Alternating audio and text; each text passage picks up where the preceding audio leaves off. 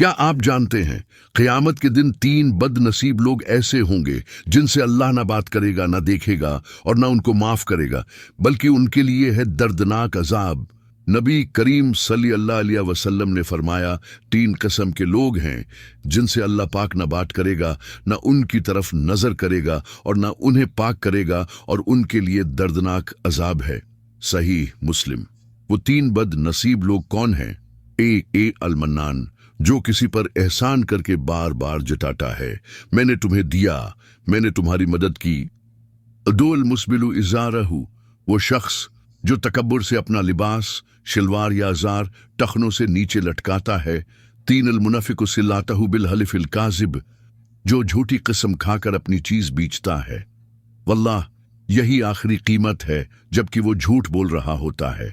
میرے بھائیوں اور بہنوں، دنیا کی وقتی فائدے کے لیے اپنا آخرت خراب نہ کریں۔ جھوٹ، تکبر اور احسان جتانے سے بچیں۔ اللہ پاک ہمیں ان 3 عذابوں سے محفوظ رکھے۔